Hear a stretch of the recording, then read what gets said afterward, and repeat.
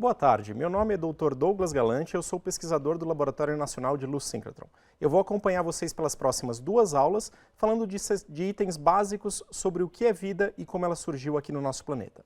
A aula de hoje é exatamente sobre os conceitos e as definições que a gente usa sobre vida em ciência.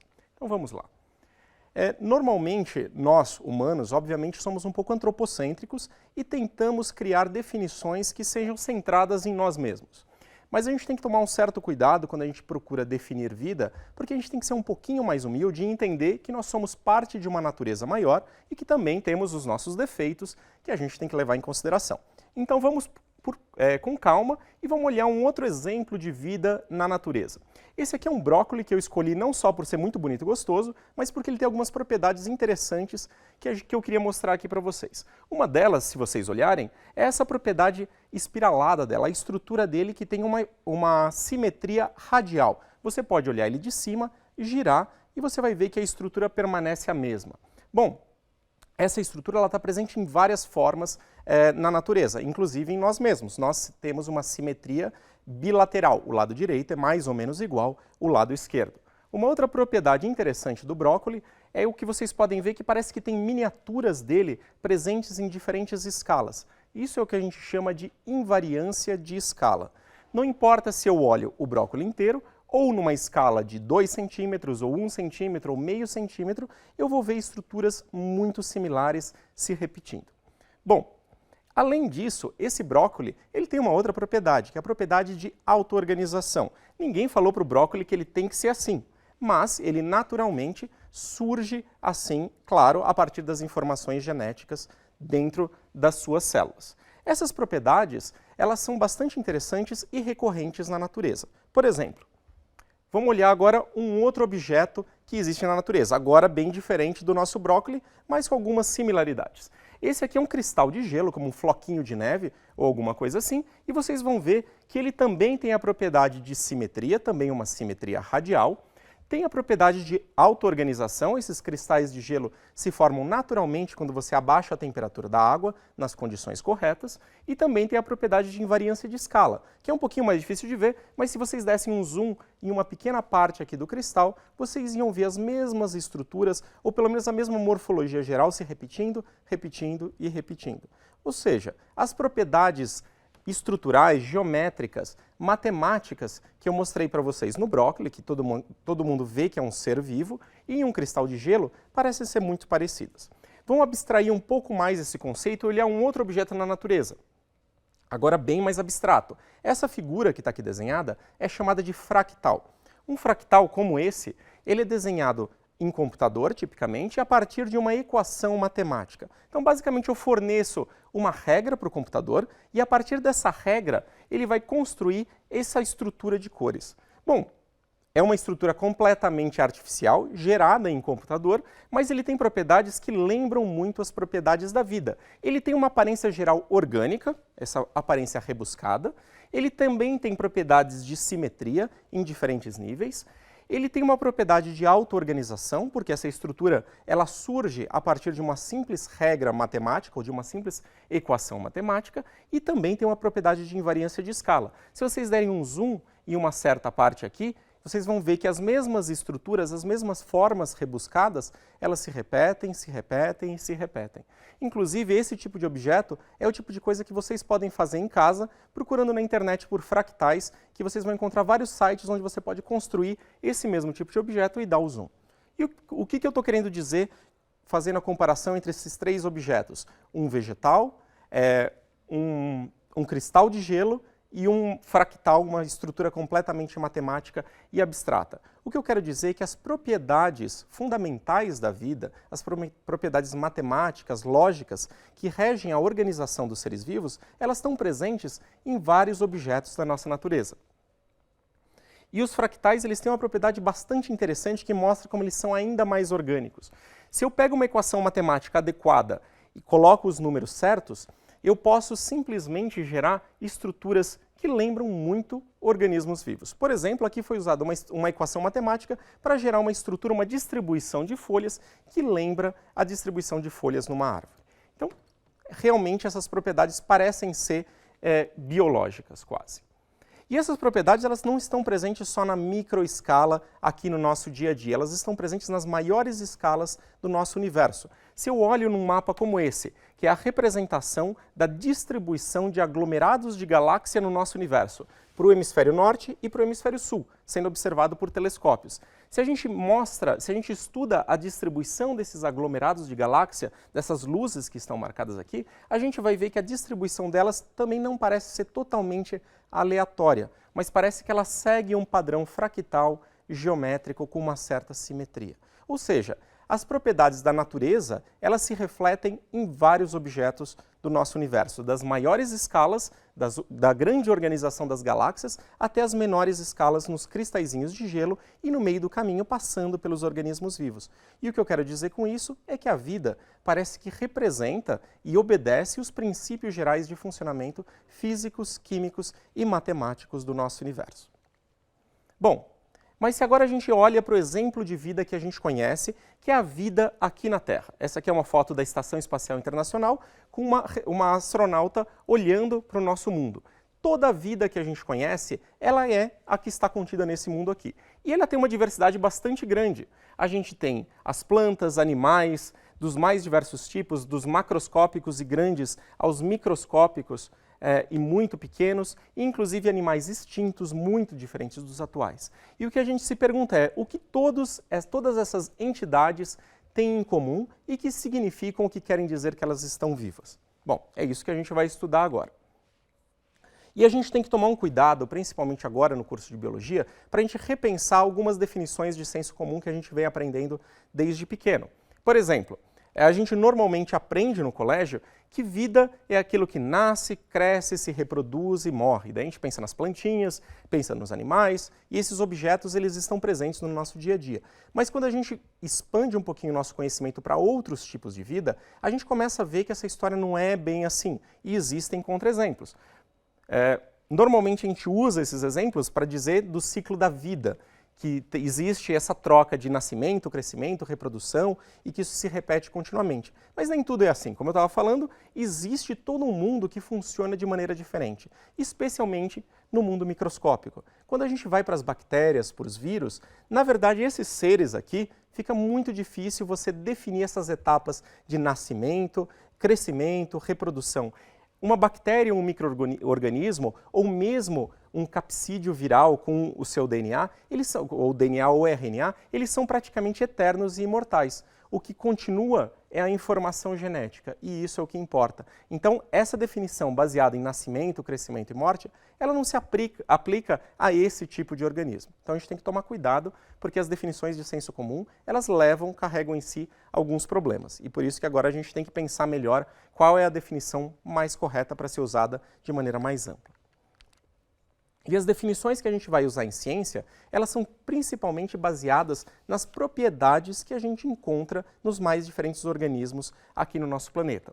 E quando a gente constrói uma definição a partir das propriedades, a gente tem que ter em mente algumas das qualidades que essa definição vai ter. Por exemplo, grande parte das definições feitas baseadas em propriedades, elas são definições operacionais, ou seja, elas são feitas com um objetivo bem específico para ser usada para alguma aplicação. E isso leva a certas limitações no uso dela. Ela, obviamente, vai depender do conjunto de propriedades que for escolhido para a construção da definição. E como a gente tem que escolher esse conjunto de propriedades, porque a gente não pode simplesmente usar todas as propriedades de todos os organismos para construir essas definições, essa escolha vai levar necessariamente a uma certa subjetividade na construção da definição.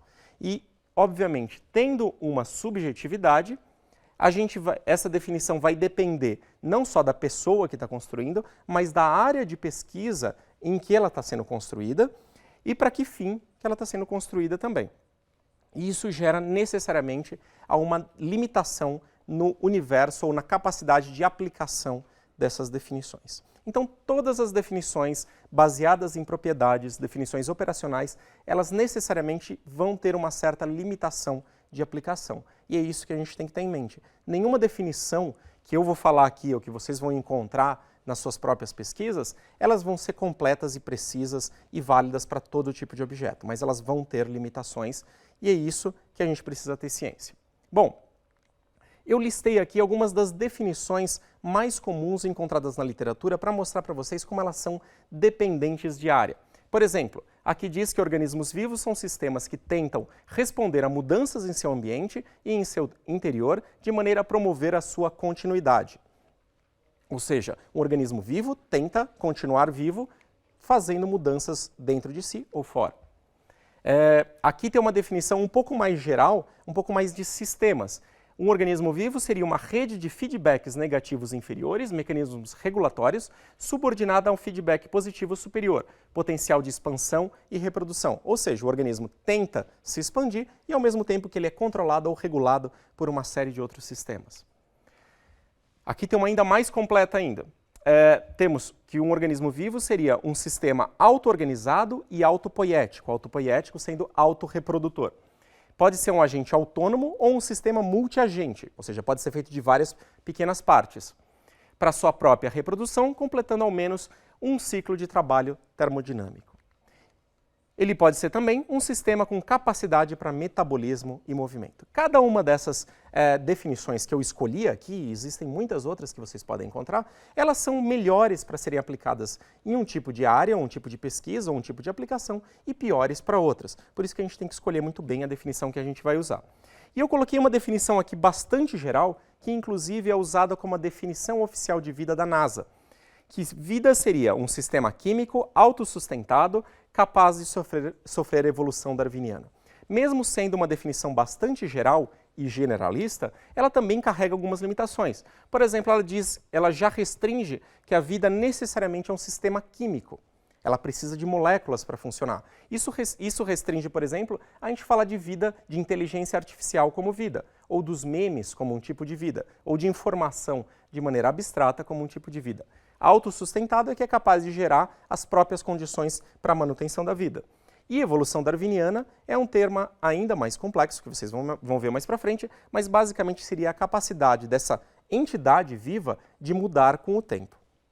Bom, essa é uma das definições mais gerais, mas, de novo, como toda definição, carrega suas limitações.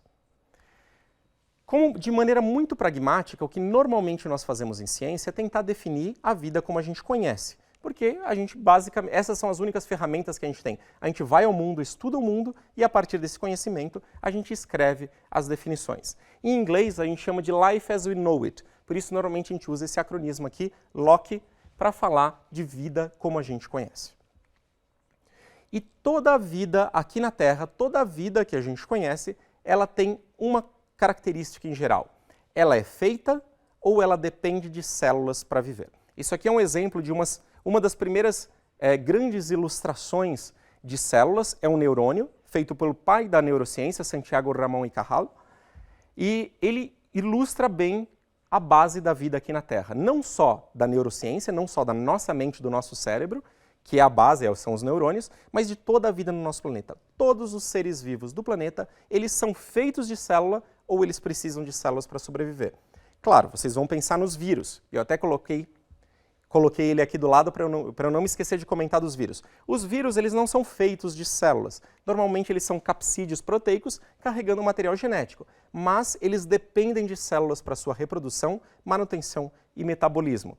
Portanto, eles na verdade, provavelmente eles são um subproduto evolutivo que nasceu posteriormente às células, ou que surgiu posteriormente às células. E eles dependem intrinsecamente de células. Então, vida no nosso planeta, a vida como a gente conhece, ela é baseada em célula, que é o que a gente chama do viés celular. E o que é uma célula no final das contas? Uma célula, se a gente olha um meio, pode ser o oceano, pode ser a nossa corrente sanguínea, ou qualquer meio racional, meio de cultura, a gente basicamente, para definir uma célula ou para criar vida, o que a gente precisa fazer é a gente precisa criar uma região onde a gente possa concentrar reações químicas e informação. Para isso, uma das primeiras etapas que a gente precisa fazer é construir um sistema de compartimentalização que separa o que é dentro do que é fora, e esse sistema de compartimentalização, ou de membrana, precisa ter uma propriedade de permeabilidade seletiva. Ele precisa controlar o que entra e o que sai em taxas em proporções diferentes.